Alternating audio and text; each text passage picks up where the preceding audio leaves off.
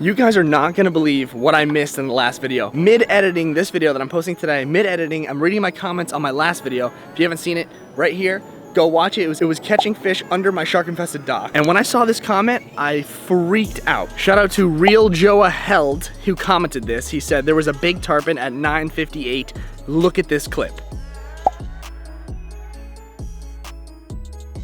As you guys can see in that clip, I did not even notice that as I was chumming the dock, right when I threw the chum block in, there was a huge tarpon that swam right under me, guys. I did not even notice that. Are you kidding me? That would have been an insane catch in my last video. So now we know there's 100% big tarpon that live under this dock. I cannot believe I missed that. Look at that fish that swims by. That is absolutely nuts. I just wanted to add this clip in this video for you guys because I wanted to show you that there's monster fish that live under this dock, and I cannot believe that I missed a giant tarpon. That is just crazy. Fishguy Chris, a tarpon swam right under Fishguy Chris, and I missed it. Don't worry, guys. Stay tuned for more videos about the dock. We are gonna try to catch a giant tarpon from this dock. Mark my words, it will happen. Now let's get into the video.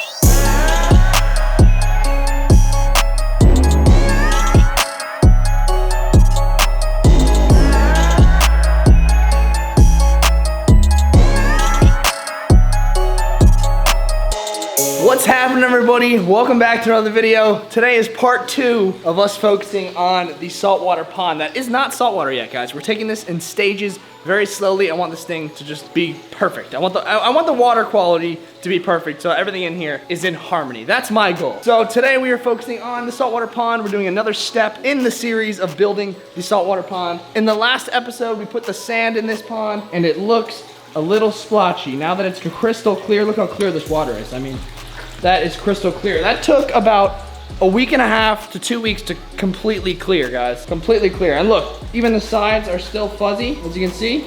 We got some algae right there on them. That all needs to be cleaned. But me putting fresh water in here and having no fish, just letting the filter run, is really just gonna get rid of all the algae. I want a fresh start, restart. I gotta get some cleaning supplies for this thing to make it look perfect, but the sand does need some adjusting. Now, throughout this series, we're gonna slowly build to the saltwater pond. I cannot wait till it's finished so we can get some of the coolest fish in the world, including catching some off my dock and putting them in the saltwater pond. I mean, this thing is gonna look awesome, and this is just gonna be our small one, guys. We still wanna get the big one in the middle of the garage. That's coming soon, but we wanna perfect the small pond first.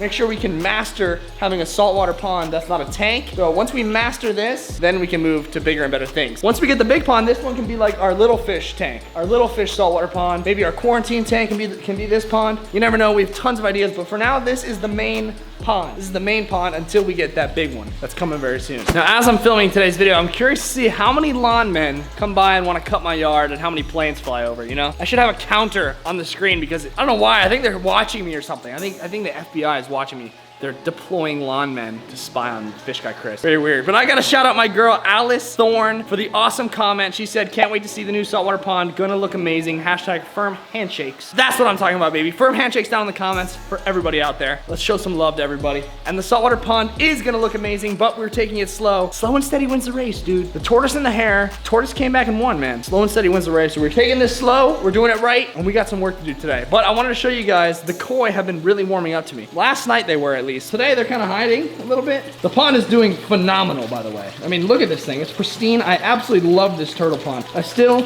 want to perfect it and get some lily pads and some more turtles and fish in here. I think it's gonna look amazing when I do that. So that pond is still not finished as well, and it looks so good. That's honestly one of my favorite ponds in here, if not my favorite pond in here. The pond looks so good so far, and the turtles are absolutely living the dream. Now let's try to feed these koi, because yesterday they came right up to me, and I was really surprised. I was like, wow, it only took them 2 months to warm up to me. Am I really that scary? I'm just a fish guy. Come on, they should know that I'm a fish guy by now. So let's see if they'll come up to me. Got some of the classic cichlid gold here. Let's just see if they. I think they might be camera shy, guys. Not kidding. Come on, man. They literally all came right up to me this last time. I mean, they're doing better, look. Even the turtle wants to have some action. Look at that. That's the first time I've really gotten to see the koi eat right in front of me, guys. You're witnessing as I am witnessing. Love them, dude. Let's throw some more in there. They're hungry. See, the koi are coming along, man.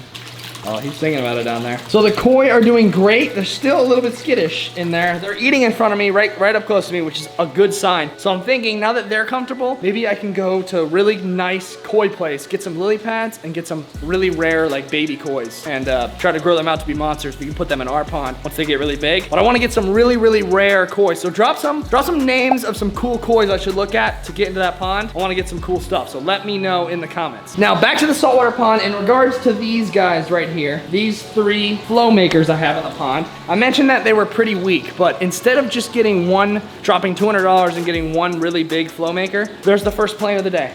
There he is. He's up there in the clouds somewhere. It's so bright you guys can't even see him, but he's up there. He's spying on Fish Guy Chris. He wants to be a fish guy so badly, and he's spying on me. So in regards to the flow makers, instead of breaking the bank and getting the $200 flow maker, I'm thinking I want to put another filter on this pond with a really good UV sterilizer. On the other side, so I'll have 2 filters, 2 outtakes, 2 pumps, and then I bought a couple more flow makers that I'm gonna install today with you guys. I bought a couple more of these guys that I'm gonna put over here, put them kind of on the bottom so it's a big circular motion of water current and flow. Then we got to think about structure and all that stuff. So today's first order business, I think we start with the sand. I want to get that sand perfectly leveled and make it look good. I think the sand over here is just going to have a crater unless I put decor or rocks there. So I'm kind of worried about that little pocket of sand. I think it's just going to be there forever because the water's just messing up the sand. But in regards to all the other splotches that we got going around, we got to fix that, even it out, make it look good. I might add a couple more bags of sand at the end of this video. I don't want to do it in the beginning because I want you guys to be able to see what I'm doing in the pond. So let's get started. Now in person, the see-through panels actually look pretty good. So on camera, it's a little fuzzy because there's some algae. So actually the first thing I want to do is try to get in there with this little cloth and try to rub out all that string algae that's stuck on the front panel. I want to get rid of all that and just see how much better it looks through the lens. All right, I just scrubbed out all the algae. It actually came off really easy. I think it looks 10 times better. Check it out.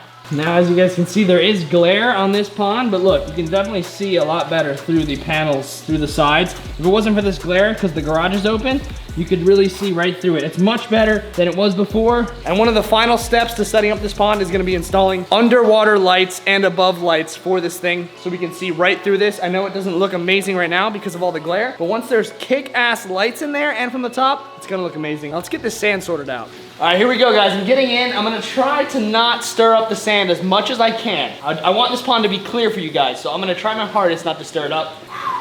All right, we are in.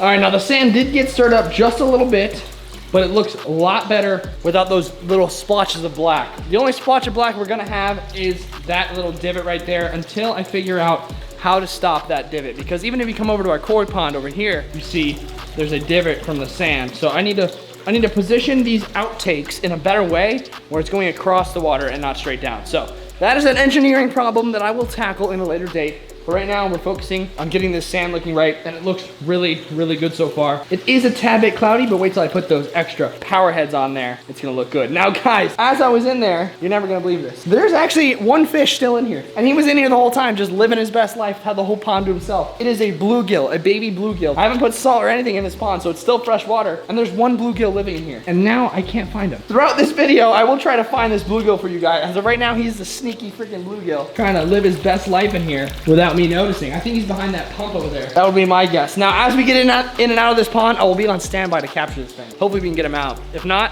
hey, cycling it, I guess. I don't know. He's in there. He's got a mansion to himself. Now, I'm gonna need your guys' help and thoughts as well right here with this log here. Look at this beautiful piece of driftwood that I found floating in the ocean, that we found on the beach. It is an absolutely incredible piece of driftwood. Incredible, and I want to have it in my pond, but it's really big. A, it floats.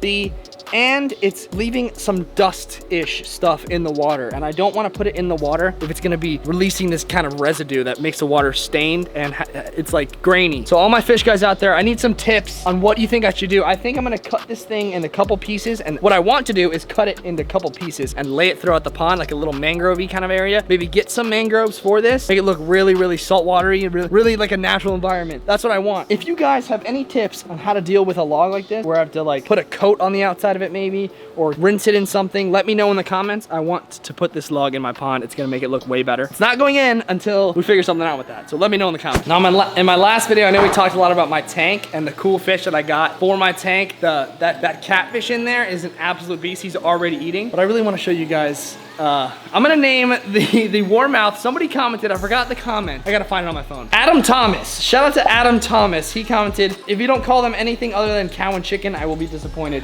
I think that's hilarious, guys. So the big warmouth in my tank is gonna be called Chicken. Freaking love that name. His name's Chicken. We got Johnny, Chicken, and the catfish still has no name. So leave some suggestions down in the comment. I really want to show you guys Chicken eating live. Wow, that sounds so weird. It's kind of hilarious.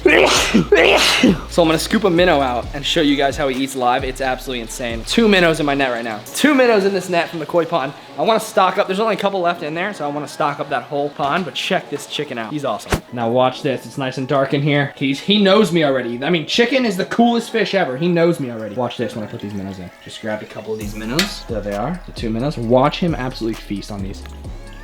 Boom! Missed it. You missed it. Oh, there he is, and there's Johnny with the other one. Oh, someone's gonna get that. Who's gonna get that? Who's gonna get that minnow? Who wants it? Chicken's gonna get, dude, that fish is a beast. Look at him right there. That man just chowed down 2 minnows like an absolute savage. Love that fish. There's the catfish with a nice big old belly because I fed him yesterday. Man, the tank's coming along, mark my words. Now, a lot of you guys actually commented that Johnny might have beat up Cash because there's not a lot of structure in there. And I kind of agree with that idea. I think that's maybe why Johnny got a little upset. So what I'm thinking is I'm gonna put one of these stubborn plants that doesn't like to get in the ground. For some reason, does not like to stay in there. And that one actually right there. Because I'm gonna do lily pads in here anyways. So these 2 little, I got one little guy, one big guy. I wanna put these in there just so they have some extra structure. I fed them first because I wanted you guys to see how cool they were. But now they're probably gonna get a little bit scared when I get my hand in there. So I'm gonna put some plants in so they got some structure, some place to hide. It'll be better for them.